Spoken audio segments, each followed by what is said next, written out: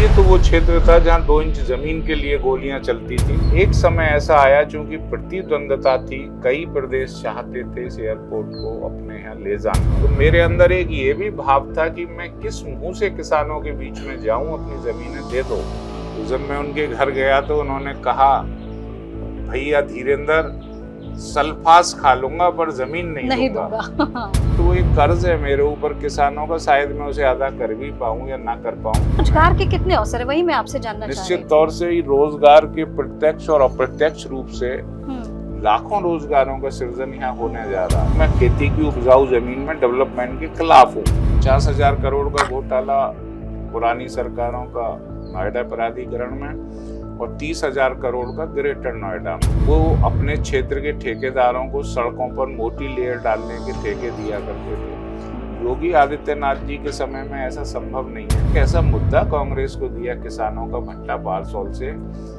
जो game changer साबित हो सकता था कांग्रेस के लिए, लेकिन उस पर ध्यान नहीं दिया। लेकिन उसका फायदा उठाया समाजवादी।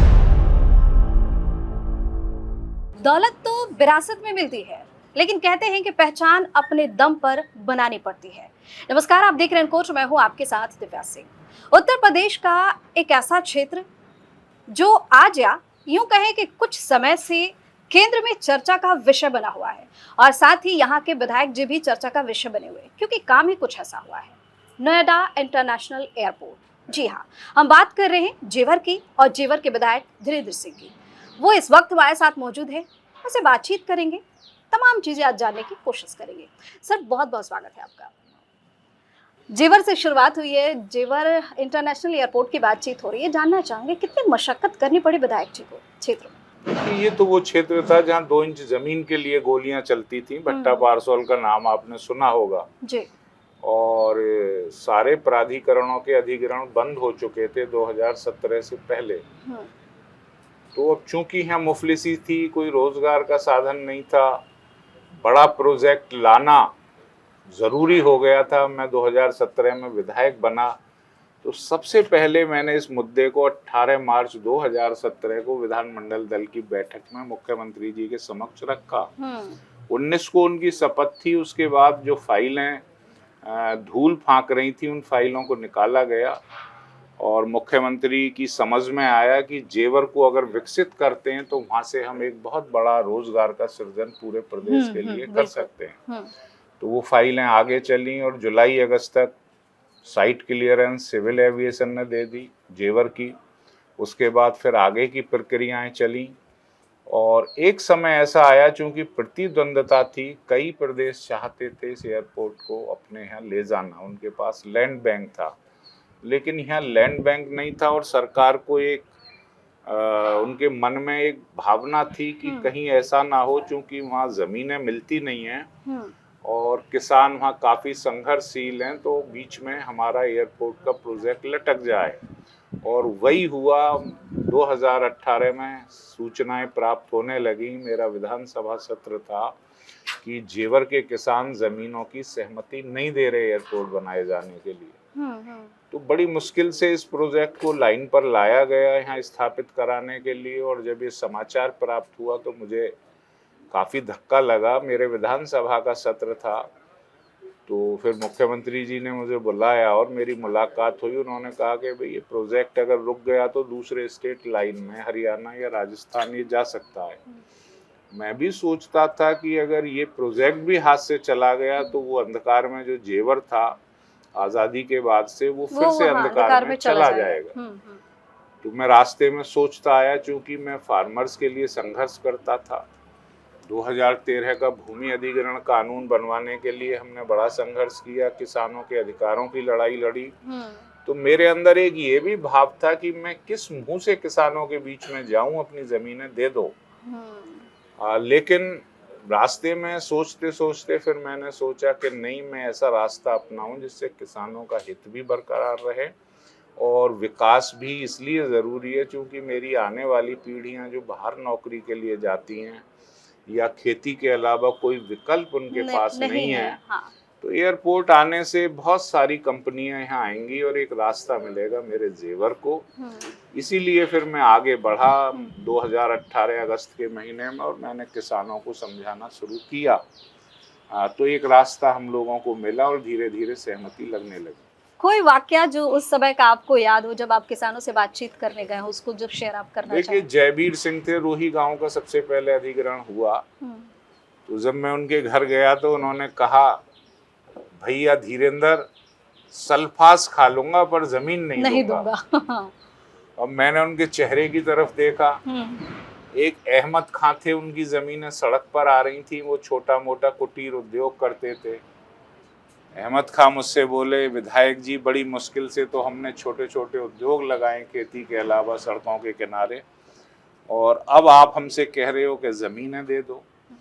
और भी कई ऐसे लोग जो सशंकित थे कि हजारों सालों से हम जिन गांवों में रह रहे हैं, उन गांवों से, उन छतों से हम जब निकल कर जाएंगे तो पता नहीं क्या परिवेश मिलेगा। क्योंकि गांव में एक सांस्कृतिक सामाजिक व्यवस्थाएं होती हैं, मोहल्ले होते हैं, तो उन्हें ये डर था कि पता नहीं कैसा हमें माहौल मिलेगा नई जगह पे। तो इन सारी शंकाओं का समाधान करना कोई मामूली चीज नहीं थी। एक भाई 100 रुपए की बात नहीं मानता आज के इस जमाने में, लेकिन मैं तो किसानों के हाथ जोड़ता हूँ। और उन्होंने मेरी बात को समझा, मेरे आग्रह को स्वीकार किया। मैंने सिर्फ इतना कहा कि देखिए, हमारे बच्चे आज नौकरी के लिए हरियाणा, बल्लभगढ़, फरीदाबाद, गुड़गांव, दिल्ली और आसपास के प्रांतों में जाते हैं। उसकी सिर्फ वजह यह है कि खेती का रकबा हमारा कम होता जा रहा है, परिवार बढ़ते जा रहे हैं। तो हमें भविष्य के लिए कुछ ऐसे साधन चाहिए होंगे जिससे हम खेती के साथ साथ अपने जीवन यापन को बेहतर बना सकें। और फिर आज हमें लग रहा है कि मुआवजा कम है, लेकिन हमें अपनी आने वाली पीढ़ियों के लिए सोचना पड़ेगा।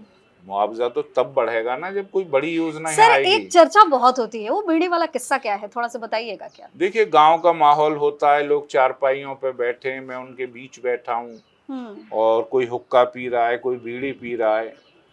तो मुझे समय मोहम्मद हैं, एक वहाँ के नगला जहानू के रहने वाले, तो उन्होंने बीड़ी अपना वो पी रहे थे, एक बीड़ी मुझे भी उन्होंने लगा के दी। अब मैं चूंकि पूरा समाज बैठा था तो उनके आग्रह को दरकिनार नहीं कर पाया। मैंने बीड़ी के 2 कस भी लिए। तो ये एक आत्मीयता थी। कोई आदमी अगर किसी भाव से मुझे कुछ प्रस्तुत कर रहा है तो उसका दिल ना टूटे। और फिर बीड़ी देने के बाद में वो बोले, बाबूजी हम आपका चेहरा देख रहे हैं, आप हमारे विधायक हैं, तो हमें आप पे पूरा यकीन है। और उन्होंने कागज मांगा सहमति का और उस पर हस्ताक्षर कर दिए बीड़ी पिलाने के साथ। तो ऐसे बहुत सारे वाकयात अगर मैं बताना शुरू करूं तो इसके ऊपर हजारों पेज की एक किताब लिखी जा सकती है। कोई ऐसा वाकया जो आपको बहुत ज्यादा मतलब बार बार आपको याद आता हो, जब आप किसानों के बीच में गए हो, जब जनता के बीच में गए हो, इस चीज को डिस्कशन करने, उनकी जमीन के बारे में डिस्कस करने? देखिए, मैं सशंकित तो था ही अंदर से। एक बलभद्र सिंह बड़े किसान 150 बीघे के रन्हेरा गांव के, तो वो चूंकि जमींदार परिवार से रहे, बड़ा उनका घर था, 150 बीघे जमीन जाना एयरपोर्ट में मायने रखता, उस वक्त मुआवजा कम था। तो उन्होंने सहमति देने से मना कर दिया था। मैं जब उनके घर गया तो उनकी आंखों में आंसू थे, क्योंकि उन्हें पता था विधायक जी मेरे घर आ रहे हैं और मुझसे जमीन की सहमति मांगेंगे। तो वो संशय में थे कि मैं मना कैसे करूं, और मना कर भी नहीं पाऊंगा। मैं भी संशय में था कि हमारे बुजुर्ग हैं, हम उनका सम्मान करते आए, मैं किस मुंह से जमीन मांगू। भाई, जमीन हमारी पहचान है, जमीन हमारी माँ है, यही तो हमारी हैसियत का आकलन है। तो जमीन से ही हमने अपनी बेटियों की शादी करी, बच्चे पढ़ाए, अब मैं उनसे जमीन मांग रहा हूँ। खैर, वो इतने भले आदमी थे कि उन्होंने मेरे बिना कहे ही, जैसे ही मैं उनके घर गया, चाय वगैरह पिलवा के, उन्होंने, मेरे साथ सरकारी लोग भी थे, तो बताइए विधायक जी कहाँ साइन करने हैं। तो उन्होंने कुछ पूछा भी नहीं मुझसे। तो ये जो त्याग की भावना थी लोगों की और मेरे प्रति जो उनका अगाध प्रेम और विश्वास था, उसके लिए वो एक कर्ज है मेरे ऊपर किसानों का। शायद मैं उसे अदा कर भी पाऊँ या ना कर पाऊँ, लेकिन वो हमेशा मेरे ऊपर कर्ज के तौर पर है। और मैं इसी प्रयास में रहता हूँ कि मेरे किसान भाई जिन्होंने आगे बढ़कर एक विकास का मार्ग प्रशस्त किया इस प्रदेश और क्षेत्र का, उन्हें मैं आने वाले समय में क्या कुछ ना दे पाऊँ। इस प्रोजेक्ट में जिन किसानों की जमीन गई है, उनको मुआवजा मिल पाया है? वो संतुष्ट है उससे? देखिए, उस वक्त मुआवजा बहुत कम था। मैं तो 2010 की बात करूंगा, 11 की, जब भट्टा पारसोल आंदोलन हुआ, 800 रुपये मुआवजा था। जिस वक्त 2017 आई और मुख्यमंत्री योगी आदित्यनाथ जी ने कमान संभाली, उस वक्त मुआवजा 1800 रुपये प्रति स्क्वायर मीटर था। तो किसानों की मांग थी कि मुआवजा कम है, मुख्यमंत्री से सीधा उन्हें मिलवाया गया, तो मुख्यमंत्री ने 500 रुपये प्रति वर्ग मीटर का इजाफा किया। उसके बाद एयरपोर्ट की घोषणा के बाद जमीनों के रेट बढ़ते चले गए। तो जो पहले फेज में 2300 रुपया मुआवजा मिला था किसानों को, उन्होंने उससे जमीन दुगनी तिगनी खरीद ली आसपास। फिर वो दूसरे फेज में भी आ गई। दूसरे फेज में मुआवजा हमने 800 रुपये प्रति वर्ग मीटर बढ़वाया था और वो सीधा 3100 रुपये प्रति वर्ग मीटर हो गया। तो लोगों को इससे फायदा हुआ। उन्हें पहले फेज में 2300 मिला, दूसरे फेज में 3100 मिला। उन्हीं किसानों को जिन्होंने जमीनें खरीद ली आसपास, तो उन्होंने पैसे को मल्टीप्लाई किया। फिर आया तीसरा और चौथा फेज। उसमें मैं किसानों को ले गया सभी गांवों के मुख्यमंत्री के समक्ष और हमने ऐसे तथ्य प्रस्तुत किए। अच्छा, आप किसानों के साथ गए थे? हमेशा मैंने सीधी वार्ता मुख्यमंत्री से कराई किसानों। मुझे नहीं लगता कि देश में कोई ऐसा उदाहरण हो जहां प्रदेश के मुखिया स्वयं वार्ता करते हो, संवाद करते हो। तो उसका फायदा ये हुआ कि हमने मुख्यमंत्री जी को इतना भावनात्मक रूप से जोड़ दिया किसानों से कि उन्हें 1200 रुपये प्रति वर्ग मीटर बढ़ाने पड़े। ग्रेटर नोएडा जो हमसे बहुत पहले का विकसित है, वहां भी 4100 मुआवजा और हमने जेवर का 4300 करा दिया। तो ये जो इजाफा हुआ है, ये काफी मुआवजा था। लोगों की शुरू में 4 गुने की मांग थी। सर्किल रेट यहाँ 2017 में 900 रुपये प्रति स्क्वायर मीटर था। तो अगर हम 4 गुने की भी बात करें तो 3600 रुपया मुआवजा होता है। आज हम उसे 4 गुने से भी ज्यादा ले गए और किसानों ने उससे जमीनें खरीदी हैं। अब तो गैर जिलों में खरीदी हैं, दुगनी तिगनी जमीन है, अपने रहन सहन के स्तर को सुधारा। और मुझे बड़ी खुशी होती है कि मेरे क्षेत्र की बच्चियां, महिलाएं, एक दिन मैं DLF मॉल में था तो मुझे मेरे क्षेत्र की बच्चियां वहाँ शॉपिंग करती हुई मिली। तो एक ग्रामीण परिवेश के बच्चे, उन्होंने जिस तरीके से उस पैसे का सदुपयोग किया और वो शॉपिंग के लिए नोएडा DLF मॉल में जा रही हैं, तो मुझे वो बच्चे मिले। उन्होंने, महिला थी, मेरे पैर छुए। गाँवों में ये संस्कार है, तो मुझे बड़ा अच्छा लगा। मैंने कहा देखिए मेरे क्षेत्र के बच्चे आज शॉपिंग करने भी आ रहे हैं अच्छी जगह। जीवन स्तर उन्नत हुआ है, लोग पढ़ाई के लिए पैसे का उपयोग कर रहे हैं, व्यापार के लिए कर रहे हैं। कुल मिलाकर जेवर का जो शाब्दिक अर्थ है गहना, आज जेवर में सर्वत्र खुशहाली की तरफ हम देख रहे हैं कि आगे बढ़ रहा है। और यहाँ अनेकों ऐसी इकाइयां लग रही हैं एयरपोर्ट आने के बाद। रोजगार के कितने अवसर है, वही मैं आपसे जानना चाह रही थी। निश्चित तौर से रोजगार के प्रत्यक्ष और अप्रत्यक्ष रूप से लाखों रोजगारों का सृजन यहाँ होने जा रहा है। अभी अगर हम ये कहें कि सबको रोजगार मिल गया तो ये बात अभी जल्दबाजी होगी। लेकिन यहाँ डेवलपमेंट जब हो जाएगा तो मुझे नहीं लगता कि किसी घर में कोई भी बच्चा बेरोजगार होगा। सबसे बड़ी बात, वो महिलाएं जो गांवों में खेती हर मजदूर थी या खाली रहती हैं, हम यहाँ टेक्सटाइल इंडस्ट्री और अपैरल पार्क ला रहे हैं जिससे 70% स्थानीय महिलाओं को रोजगार मिलेगा। तो कुल मिलाकर इसका मकसद ही रोजगार देना था लोगों को। पहले हम बाहर नौकरी करने जाते थे, अब हम इस लायक होने जा रहे हैं जो अन्य प्रांतों के बच्चों को भी अपने यहाँ नौकरी का अवसर दे पाएंगे। सर, एक बात और है कि जिस तरीके से ये जेवर एयरपोर्ट बना है, उसके बाद गांव की पहचान की अगर बात करें, जेवर की पहचान करें और यहाँ पे खासकर खेती की बात करें, तो उस पर किस तरीके का असर पड़ा है?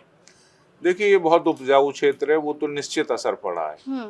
मोस्ट फर्टाइल लैंड है ये हमारे, जो है पूरे वर्ल्ड की most fertile land, Ganga Yamuna का 2 आब। तो अब चूंकि इसकी भौगोलिक स्थिति ऐसी है कि एयरपोर्ट की एक ज़रूरत थी। दिल्ली एयरपोर्ट ओवरबर्डेड होने जा रहा है हमारा। आपने देखा होगा कि दुनिया के बड़े बड़े शहरों में 3-3, 4-4 एयरपोर्ट होते हैं। इसकी आवश्यकता महसूस थी और भौगोलिक स्थिति और आवागमन की वजह से ये स्थान सूट करता था। मुझसे अगर व्यक्तिगत तौर से पूछा जाए तो मैं खेती की उपजाऊ जमीन में डेवलपमेंट के खिलाफ हूँ, ये मेरा व्यक्तिगत विचार है।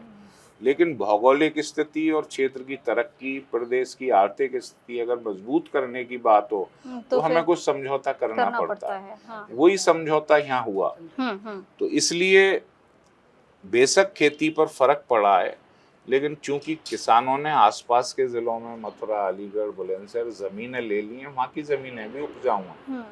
तो किसान तो ज़मीनें ले चुका है, उसने अपनी हैसियत को बरकरार रखा है, लेकिन खेती का रकबा ये कम होने से उपजाऊ ज़मीन का निश्चित तौर से भविष्य में संकट आ सकता है। लेकिन वो संकट इसलिए कम होगा क्योंकि यहाँ जिस तरीके से डेवलपमेंट हो रहा है, वो डेवलपमेंट उत्तर प्रदेश का आर्थिक राजधानी बनने का ही ख्वाब नहीं है, बल्कि प्रधानमंत्री के विकसित भारत के सपने को भी साकार करने की दिशा में जेवर एक महत्वपूर्ण स्थान के भूमिका, रूप में हाँ, विकसित बिल्कुल। हो चुका है। सर, एयरपोर्ट का उद्घाटन हुआ, उसके बाद मायावती का भी स्टेटमेंट सामने आया, अखिलेश यादव का भी स्टेटमेंट सामने आया। मायावती ने कहा कि इसकी नींव हमारी सरकार में रखी गई थी, लेकिन अखिलेश यादव ने और कांग्रेस ने इसमें अड़ंगा लगा दिया। सच है ये? देखिए, इसके प्रयास सबसे पहले राजनाथ सिंह जी ने एक बार नोएडा भाषण में कहा था कि नोएडा में एक एयरपोर्ट होना चाहिए। उसके बाद सबसे पहले जो इसे प्लानिंग में, जो हमारी सन 2013 तक ये हमारी किसी प्लानिंग में था नहीं, लेकिन फाइलें चल रही थी। मायावती के समय में भी चली, लेकिन किसी नतीजे पर नहीं पहुंची। अच्छा। अखिलेश जी के समय में भी चली, वो इसे आगरा ले जाना चाहते थे।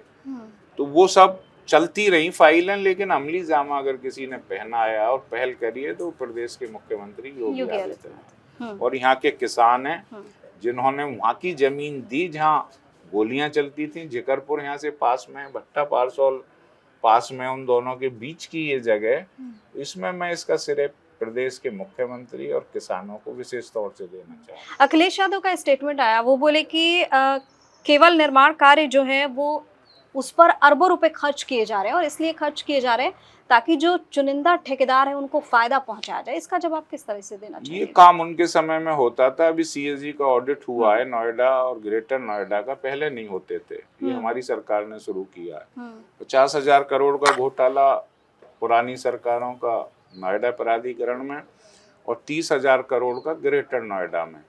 वो अपने क्षेत्र के ठेकेदारों को सड़कों पर मोटी लेयर डालने के ठेके दिया करते थे। योगी आदित्यनाथ जी के समय में ऐसा संभव नहीं है। उन्होंने सबसे पहले आते ही फेयर बिड की है, बिड सिस्टम है अब हमारे यहाँ, और 10 लाख से ऊपर के जो भी टेंडर होते हैं वो ऑनलाइन होते हैं। और जो भ्रष्टाचार यहाँ होते थे जमीनों के, भूमि की नौयत चेंज करने के, वो इस सरकार से बहुत दूर हैं। पुराने समय में जो एक समूह बना हुआ था नेता और ब्यूरोक्रेट्स का, वो लगभग टूट चुका है। इसीलिए आप देख रही हैं कि एयरपोर्ट का सपना भी साकार हो पाया और आज जेवर और यह जिला निवेशकों की पहली पसंद बन चुका है पूरी दुनिया में। तो उनका कहना गलत जी। जेवर एयरपोर्ट को अगर साइड करें हम, ठीक है, तो बाकी आपको क्या लग रहा है इस क्षेत्र में सबसे ज्यादा वो कौन सा मुद्दा है जिस पर काम करने की जरूरत है? देखिए, सबसे ज़्यादा जो मुद्दा तो मैं समझता हूँ कि जेवर एयरपोर्ट आने के बाद में फिल्म सिटी यहाँ आ रही है, मेडिकल डिवाइस पार्क यहाँ बन गया, और बड़ी बड़ी 500 फॉर्चून कंपनी है अपनी इकाई लगा रही हैं, जापान की कंपनियाँ यहाँ आ रही हैं। तो ये अपने आप में एक इतना बड़ा इन्वेस्टमेंट और इंफ्रास्ट्रक्चर है जो इस क्षेत्र की तरक्की के लिए काफ़ी है। हम एजुकेशन के हब बनने जा रहे हैं, यहाँ बहुत सारे मेडिकल कॉलेजेस खुलने जा रहे हैं, लेकिन अभी भी मैं समझता हूँ कि जो हमारी सरकारी स्वास्थ्य सुविधाएं, उनमें मुझे और वर्क करने की आवश्यकता है। कोरोना के समय में मैंने काफ़ी फोकस किया हेल्थ सिस्टम को और एजुकेशन को। हेल्थ और एजुकेशन, हाँ, मैं लाया भी एजुकेशन के लिए। मैं यहाँ के लिए 3 डिग्री कॉलेज लाया जो आज़ादी के बाद से थे ही नहीं, जिसमें 2 महिलाओं के लिए, एक मैं चालू करा चुका हूँ, और उसमें कोर्स भी हम लाए इस तरीके के, जैसे सिविल एविएशन का लाए हैं, एयरपोर्ट बनना है, फैशन डिजाइनिंग का लाए, फिल्म मेकिंग का लाए। तो जो उद्योग यहाँ आने वाले हैं उस तरीके के हम उन डिग्री कॉलेजेस में कोर्स ला रहे हैं। मेरे 2 महिला डिग्री कॉलेज बनकर तैयार हैं, एक मैं इसी सत्र से शुरू करा दूंगा और एक अगले सत्र में शुरू हो जाएगा। गरीब बच्चों के लिए हम आश्रम पद्धति का हॉस्टल वाला विद्यालय लाए, वो भी जेवर के पास बन रहा है। एजुकेशन को मैंने फोकस किया है। हेल्थ में जो कई अस्पताल हमारे बंद पड़े थे वहाँ इक्विप कराया गया, उन्हें बिल्डिंग बनवाई गई है। तो मेरा सारा फोकस इस बार हेल्थ सिस्टम पे, ताकि हम गरीब आदमी को भी प्राइवेट अस्पतालों के चंगुल से बचा के सरकारी इलाज मुहैया करा पाएं। जी सर, कांग्रेस से जुड़ा हुआ सवाल करना चाहूंगी क्योंकि आपने अपने करियर की शुरुआत वहीं से करी है, तो कब ऐसा समय आया जब लगा कि अब कांग्रेस छोड़ देना चाहिए या फिर रहने के लायक नहीं है? कैसे क्यों अलग हो गए, ये जानना चाहूंगी। देखिए, जब मैं 2012 में चुनाव लड़ा तो मुझे तकरीबन 60,000 वोट मिला था और 2-3 हज़ार वोट से मैं हारा चुनाव बसपा से। तो मैं कांग्रेस में एक्टिव था, बड़े हमने आंदोलन किए। लेकिन फिर कांग्रेस की जो संस्कृति थी वो ऐसी होती चली गई कि वहाँ चापलूसी को बहुत महत्व था। आपका वो भी किस्सा बड़ा वायरल होता है जब आपने राहुल गांधी को अपनी शायद बाइक पे बिठा के लेके गए थे। वो एक दौर था आंदोलन हो रहा था वो कहीं। एक दौर था जब किसानों पर लाठियां बरसाई जा रही थी तत्कालीन सरकार द्वारा और लोग गांवों से पलायन कर चुके थे। तो मैंने समझा अगर कोई बड़ा नेता इस क्षेत्र में आएगा तो निश्चित तौर से पुलिस बैकफुट पर आएगी, सरकार बैकफुट पर आएगी। तो मैंने वही किया। हम राहुल गांधी जी को यहाँ लाए और उसके बाद में जो दमन था सरकार का और प्रशासन का, वो दमन चक्र रुका। किसान वापस अपने गांवों में आने लगे। तो वो बहुत बड़े अत्याचार का दौर था जो मैंने अपनी आंखों से देखा। तो उस वक्त भी हम हमेशा जनता की राजनीति करते थे और आज हम भारतीय जनता पार्टी में हैं। हमें फक्र है कि हमें दो नेतृत्व ऐसे मिले हैं, मोदी जी और योगी जी, जिनके नेतृत्व में हम विकास की एक नई गाथा इस क्षेत्र के लिए और प्रदेश के लिए। कांग्रेस से मोह भंग क्यों हुआ? मतलब लास्ट में आपने कब डिसाइड किया कि अब रहने लायक नहीं है? चुनाव हारने के बाद भी मैं कई पदों में स्पोक्स पर्सन भी था, मैं उत्तर प्रदेश का। तो जब मैंने देखा कि चापलूसी और कोई वरीयता ऐसे कार्यकर्ताओं को नहीं जो जमीनी है, जो लोग पार्कर की कलम लगाकर अंदर बैठकर पॉलिसी मेकिंग करते हैं, वही ज्यादा प्रभावी हो जाते हैं। क्योंकि हमने एक ऐसा मुद्दा कांग्रेस को दिया किसानों का भट्टा पारसौल से, जो गेम चेंजर साबित हो सकता था कांग्रेस के लिए, लेकिन उस पर ध्यान नहीं दिया। लेकिन उसका फायदा उठाया समाजवादी ने। वो कहते थे कि यूपी बेहाल, 27 साल यूपी बेहाल, ये नारा था कांग्रेस का। हमने बहुत संघर्ष किया और फिर उन्हीं लोगों से समझौता हो गया जिनको हम बेहाल कहते थे और फिर कहा जाने लगा कि यूपी को ये साथ पसंद है। तो समाजवादी और कांग्रेस साथ आ गए। तो कहीं ना कहीं एक विचारधारा में जो भिन्नता मुझे नजर आई वो मुझे उपयुक्त नहीं लगी। मैंने कहा भाई ये तो वक्त देखकर साथ भी आ सकते हैं और एक दूसरे के खिलाफ नारा भी लगा सकते हैं, लेकिन इससे जनता का तो भला होने वाला है नहीं। तो हमें लगा चूंकि बीजेपी राष्ट्रीय पार्टी है, हम इसमें रहकर अपने क्षेत्र का और अपने लोगों का विकास कर सकते हैं। पहले की कांग्रेस की बात करें और अब की बात करें, नेतृत्व की बात करें, तो कितना फर्क आया है? ये सही है फर्क जो मैं थोड़ा सा दूर हो गया कांग्रेस से, लेकिन मैं देखता हूं कि उनके जो बड़े बड़े नेता थे वो सभी छोड़ चुके हैं कांग्रेस को। तो कहीं ना कहीं इंटरनल कुछ कमी तो है ही। ठीक है, मतलब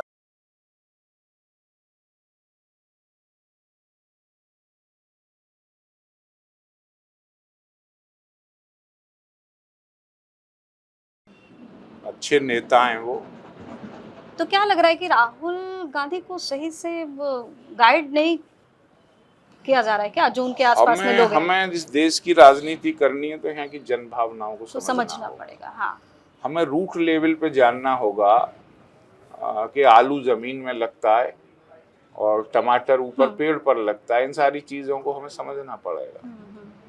ये हिंदुस्तान है, यहाँ जब तक हम जमीन पे नहीं उतरेंगे, लोगों को भावनाओं को नहीं जानेंगे, तब तक इस देश में जो है राजनीति करना, मैं समझता हूँ कि वो दूर की कौड़ी है। वो जमाने गए जब सूचना तंत्र का जमाना नहीं था, अखबार भी लोगों को 12 बजे दोपहर को मिलता था। हाँ। तो अब तो 1 सेकंड में आप दुनिया में कोई भी संदेश फ्लैश कर सकते हैं। इस जमाने में राजनीति करना वही कर सकता है जो जनता की नर्व को समझेगा और जनता के लिए ऐसी योजनाएं लाएगा जिससे जनता आकर्षित हो। सर, 5 राज्यों में विधानसभा चुनाव हो रहे हैं, कुछ जगह वोटिंग हो गई, 2 जगह भी वोटिंग नहीं हुई है। जानना चाहूंगी बीजेपी कहाँ आ रही है, मतलब आपको क्या लगता है? देखिए, मैं बीजेपी का स्पोक्स पर्सन नहीं हूँ, मैं एक विधायक हूँ। बेहतर है कि आप किसान और डेवलपमेंट के सवाल मुझसे पूछें। फिर भी भारतीय जनता पार्टी सतत प्रयत्न करने वाली पार्टी है। आज भी मैं यहाँ एक कार्यकर्ता सम्मेलन में आया हूँ।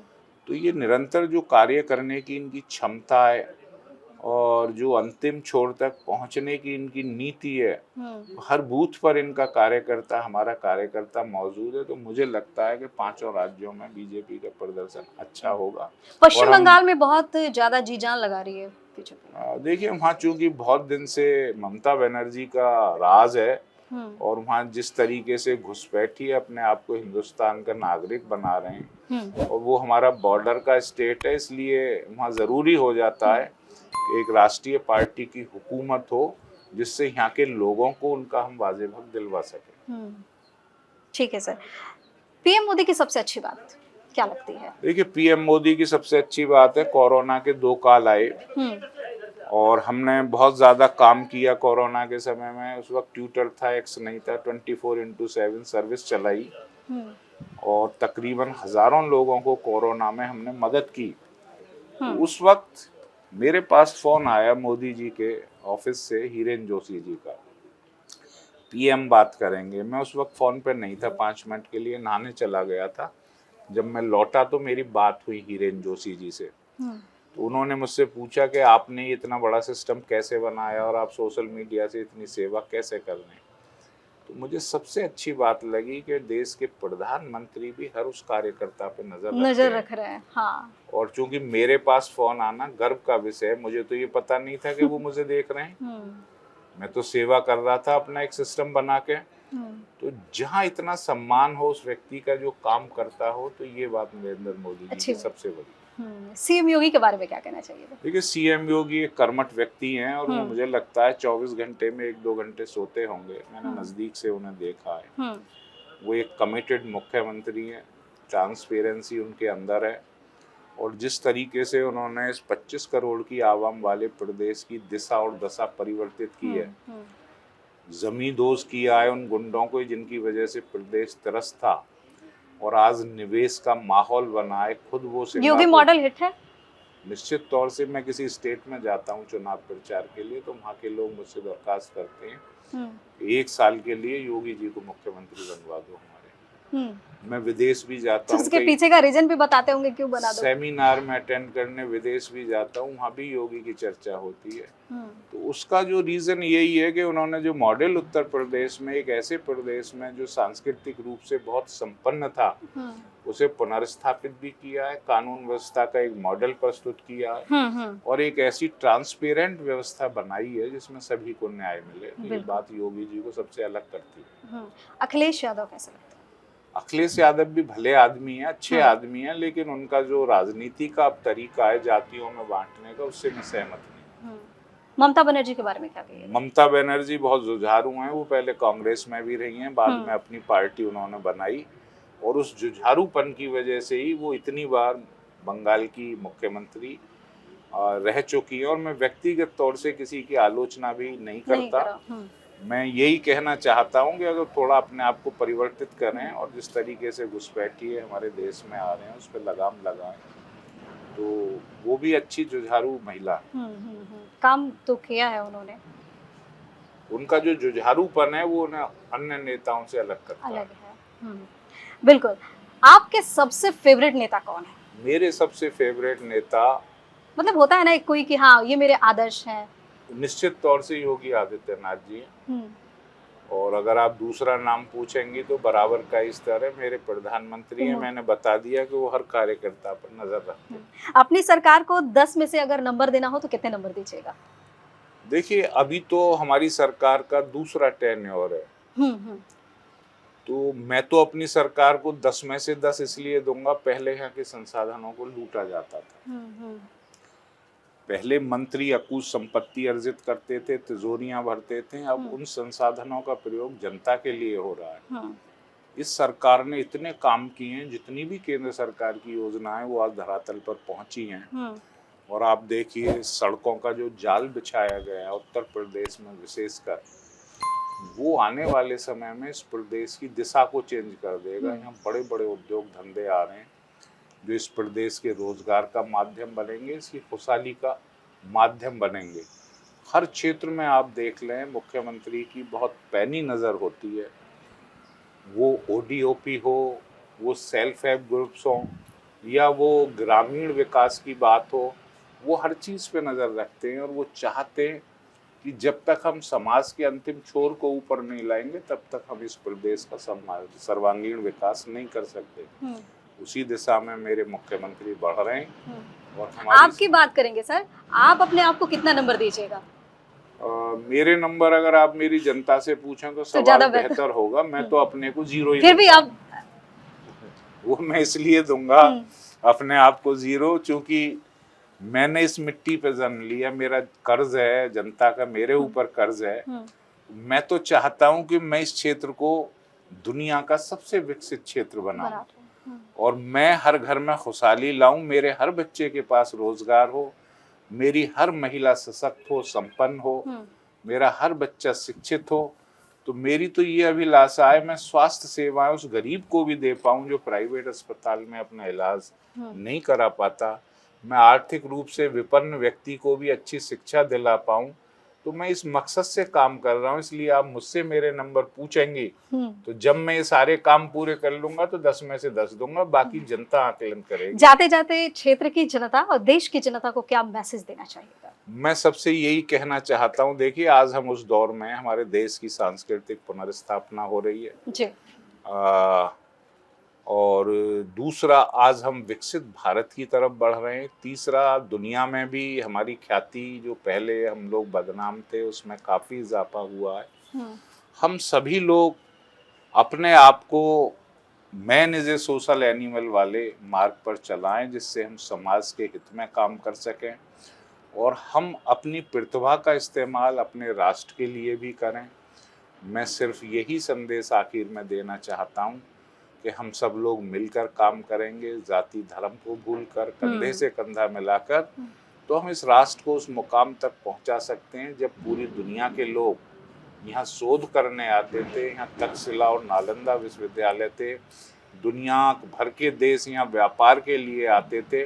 जब इसे सोने की चिड़िया कहा जाता था, तो हम अगर प्रधानमंत्री के विकसित भारत के लक्ष्य को पूरा करना चाहते तो हमें साथ मिलकर एकजुट इन सब उंगलियों को मिलाकर इस मुट्ठी के समान एकत्र होकर आगे बढ़ना होगा। जी, बहुत बहुत धन्यवाद सर तमाम जानकारी के लिए और आपने अपना इतना कीमती वक्त हमारे लिए निकाला। धन्यवाद। तो हमारे साथ जेवर के विधायक धीरेन्द्र सिंह जी मौजूद थे जिन्होंने हर सवाल का बहुत ही बेबाकी के साथ जवाब दिया, साथ ही क्षेत्र की जनता और देश की जनता को मैसेज भी दिया कि उन्हें क्या करने की जरूरत है, क्या नहीं करने की जरूरत है। अब आपकी बारी है, आप अपनी राय हमें कमेंट करके जो बताएं। चैनल को सब्सक्राइब करें और वीडियो को लाइक और शेयर जरूर करें। बहुत बहुत धन्यवाद।